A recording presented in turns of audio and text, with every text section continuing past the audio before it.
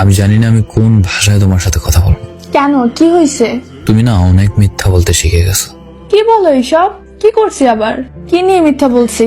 আচ্ছা, তুমি তো নাকি আজকে বিকেলে আপুর বাসা যাবে বলছো, আর বলছো একটু ব্যস্ত থাকবে, আমি যেন কল না দিই, মেসেজ না দিই। তুমি বাসায় এসেই আমাকে কল এসএমএস দেবে, কিন্তু দেখো রাত প্রায় 12টার উপর হয়ে গেছে, তুমি আমাকে মেসেজ দাও না, অনলাইনে আছো। তুমি সব সময় এসব ছোটখাটো বিষয় নিয়েই পড়ে থাকো। আরে আজকে আপু ভাইয়া এরা সবাই আসছে, সবাই মিলে আমার ফোনে ভিডিও দেখে ফেসবুকে। তো আমি মেসেজ করার সময় ওনারা দেখে নাই, গেছে কই ওরা? তুমি একদম বেশি বেশি করো। হয়তোবা আজকে শেষ রাত, আর হবে না কথা কখনো। ছেলে ছেড়ে যাওয়ার আগে এইসবই বলে, বাকি ছেলেদের মতোই তুমি। হ্যাঁ, আমি বাকি সবার মতোই। আজকে তুমি সত্যি আপুর বাসায় গেছো? তো মিথ্যা বলবো তোমার সাথে?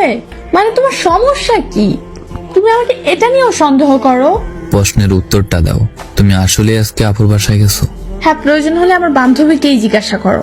ছি, তুমি এত সন্দেহ করো আমাকে, আমি ভাবতেই পারিনি। তোমার বান্ধবীকে বলতে হবে না, ওনার সাথে আমার কথা বলা অনেক আগেই শেষ। কি বলেছো ও? মুক্তা শোনো। বলেন ভাইয়া। আচ্ছা, রাইসা আজকে কই গেছে? কেন? বলো প্লিজ। ও নাকি ওর বোনের বাসায় গেছে। আগে যে কোনো জায়গায় গেলে ও আমার সাথে কথা বলা ছাড়া থাকতে পারতো না, কিন্তু এখন ও ওর বোনের বাসায় গেলেও নাকি আমার সাথে কথা বলতে পারবে না। কল দিতাম না, মেসেজ দিতাম না, এসব বলে। ভাইয়া, আপনাকে আমি আর মিথ্যে কথা বলতে পারবো না। দিনের পর দিন আমাদের ফ্রেন্ডশিপ নষ্ট হয় হোক, তবে একটা ছেলের জীবন তো বেঁচে যাবে। রাইসা আসলে আজকে ওর বিএফ এর সাথে দেখা করতে গেছে। বিএফ মানে ও রিলেশন করে অন্য কারোর সাথে? জি ভাইয়া, ও আমারে মানা করতো এসব যেন না জানে আপনাকে, কিন্তু বেশি বেশি করতেছে। আমিও মিথ্যাবাদী হচ্ছে আপনার কাছে, আর পারছি না ভাইয়া। ওরা আজকে চাঁদপুর বড় স্টেশন ঘুরতে গেছে, আমারে বলে গেছে যদি আপনি জিজ্ঞেস করেন তাহলে বলতাম আপুর পাশে গেছে। আচ্ছা, ছেলেটা কোথাকার? চাঁদপুরেরই, হাসান আলতে পড়ালেখা করে।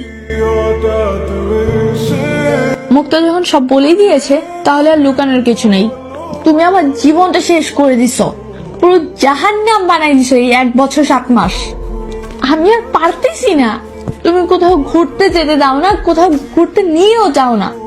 তুমি সামান্য আমাকে বৃষ্টিতেই ভিজতে দাও না, বাকি সব তো বাদ দিলাম। আমি মুক্তি চাই, আমার মুক্তি দাও। ঠিক আছে, তোমাকে আমি মুক্তি দিলাম। তুমি যেখানে সুখ খুঁজে পাও সেখানে তুমি চলে যাও, আটকাবো না। আমি বলবো না তুমি আমার থেকে ভালো পাবে না, অবশ্যই পাবে। যাও, যাকে পেয়েছো তাকে নিয়ে সুখে হও। আর আমার প্রথম ভালোবাসাটা এইভাবে শেষ করার জন্য তোমার প্রতি আমার কৃতজ্ঞতা। ভালো থেকো নতুন মানুষকে নিয়ে। আইডিটা মনে রেখো, কাজে আসবে কখনো। লেকচার দিতেই পারবেন, সারা জীবন কিছু করতে পারবেন না। তুমি বুঝনি, আমি বলিনি, তুমি স্বপ্নতে কেন আসনি? তোমাদের অনেক সুন্দর মানাইছে দুজন রে। ছেলেটার অনেক ভাগ্য, তোমাকে মোনাজাতে চেয়েও পাইনি, অথচ ছেলেটা না চাইতেই তোমাকে পেয়ে গেছে। তোমার সাথে আমার যায় না, আমাকে ওর সাথে মানায়, আমার বান্ধবীরা সবাই বলে।